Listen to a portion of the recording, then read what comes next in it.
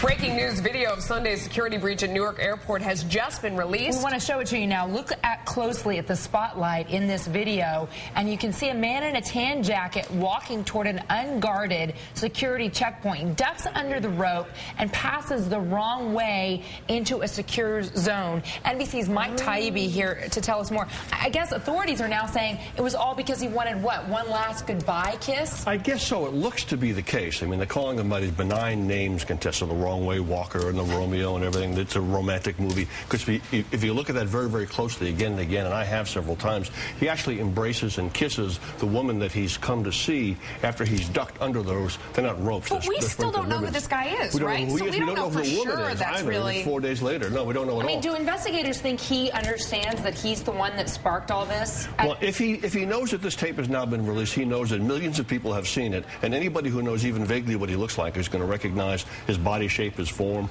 or whatever. The woman may know, too. They don't know her identity yet. Wow. She may say, wait a second, I was just getting a connected flight. I was going to say goodbye to my boyfriend. Now the whole world is looking for me.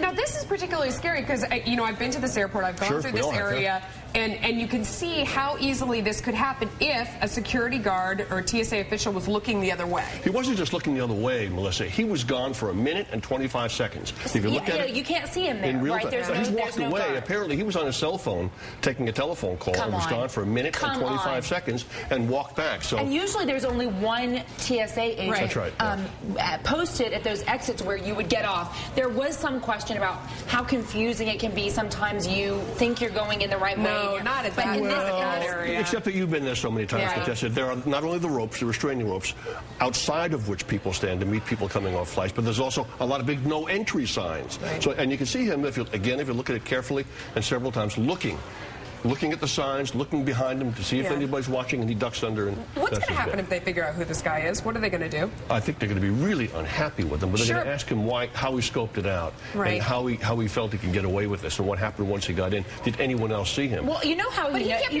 can he be arrested at this point or something? I suppose so. I mean, sure. I mean, it's a violation of so many regulations, at least. What the legal ramifications might be, I think they'll have to be But you can understand why he thought he could get away with it if the TSA agent walked away and wasn't. I mean, there's the desk, there's the podium right there where the TSA agent is supposed to be.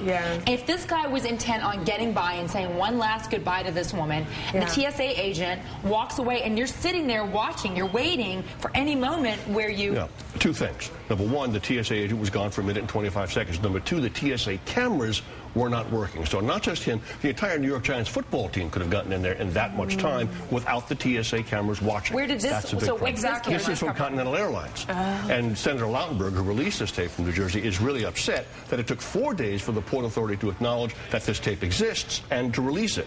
Now we said at least we can try and figure out who this guy is. Everyone How now selfish is that, though? How selfish, because he wanted one last chance. All those people, and you know it was a disaster. It was a mess for a lot of other people. It also, I mean, to me, I'm always so nervous that they're going to throw you out. You're not going to get on your flight. I mean, I guess he wasn't because you're the unruly passenger, but you know, in this case, true. I am usually causing a ruckus, and I've been ejected many times. Right, but in the era of new regulations too, I've done it where I've had to connect flights, and my wife has been coming another way, and we've talked on the cell phone. Can we meet and say hi? At least as wave to each other. I'm not going to go outside security, have to get checked through again, and she can't get in. We've tried to do that in airports, not just in this country, but elsewhere. It's one of those deals. And maybe it was just that, but he ducked under. Maybe that was his point. Maybe that was, who knows, without knowing who the guy is. We're going to find out. There will be what Paul Harvey called the rest of the story at some point. Bless his heart. All right. Thanks so much.